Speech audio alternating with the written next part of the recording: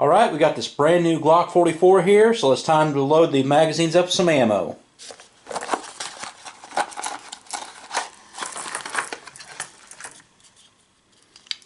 What the...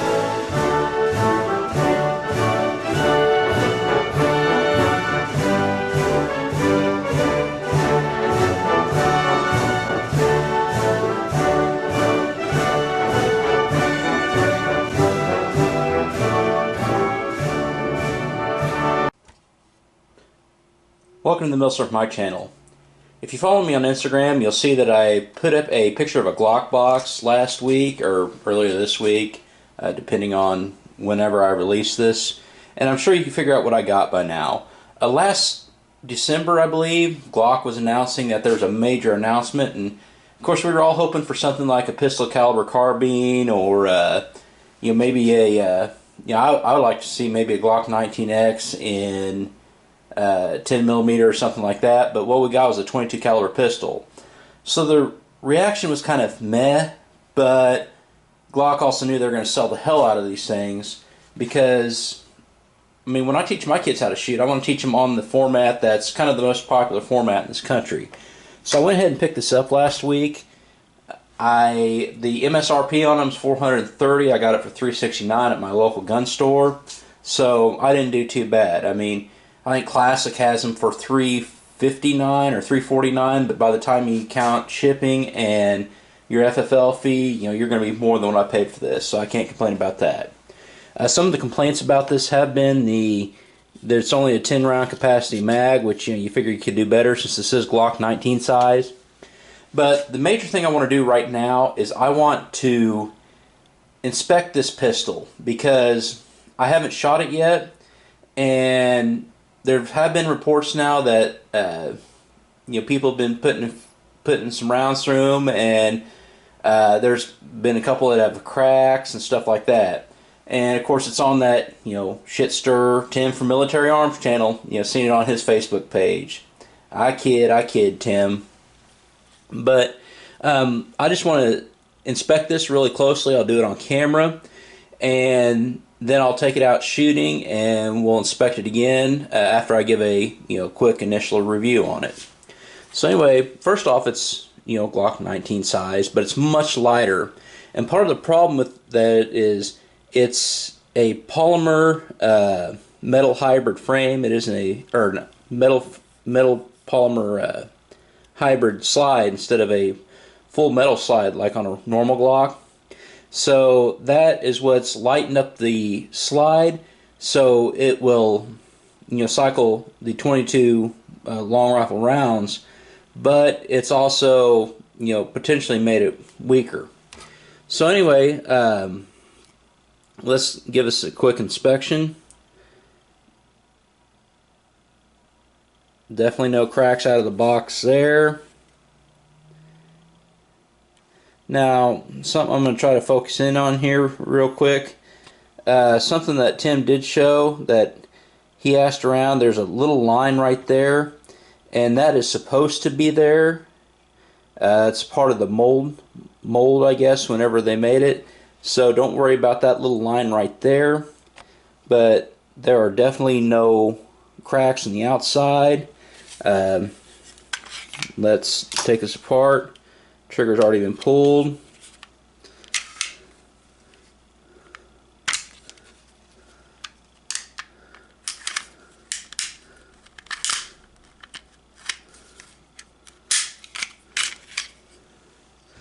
Alright, so take that out. Take the barrel out. And we'll take a close gander inside. Like I said, I haven't done anything to this since I bought it, so everything looks good from the store. So now that I've done this quick inspection, let's take her out shooting and see how she handles for first dozen or 100 or however many rounds I put through it.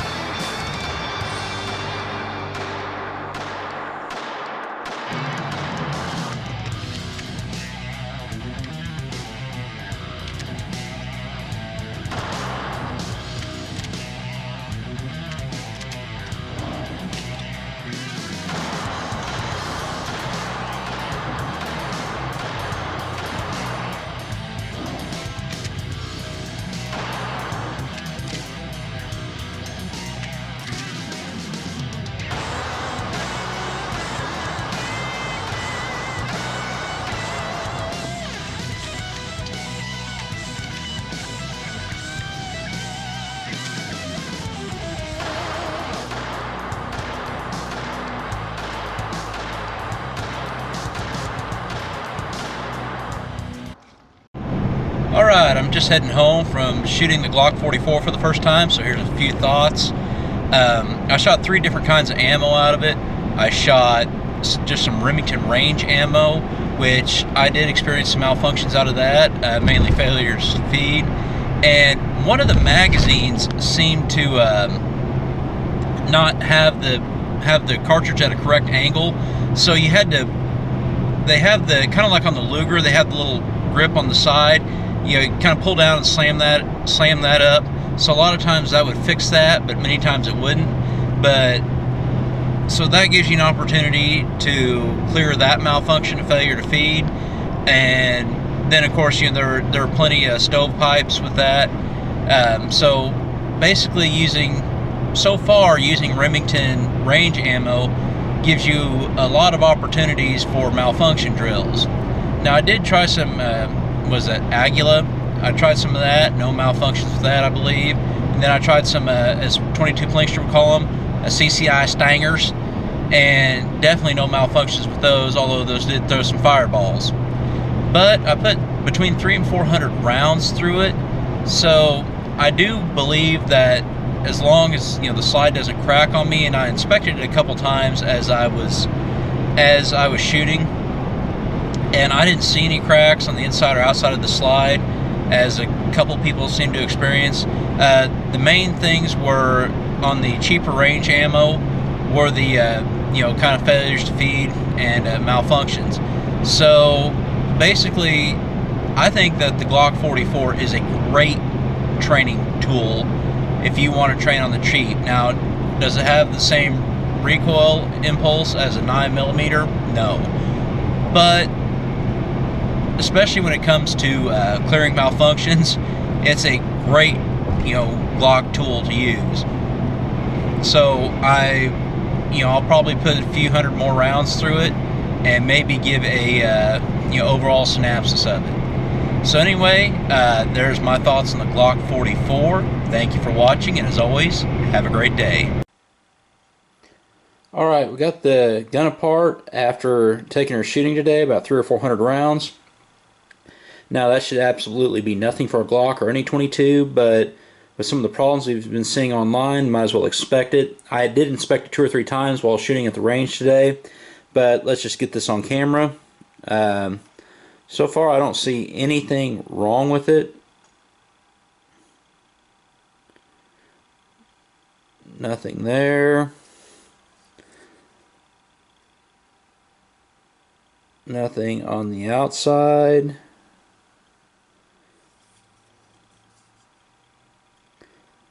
And remember, I pointed out yesterday, that's that little mold mark right there. So, it made it through the first 300 or 400 rounds. There you go.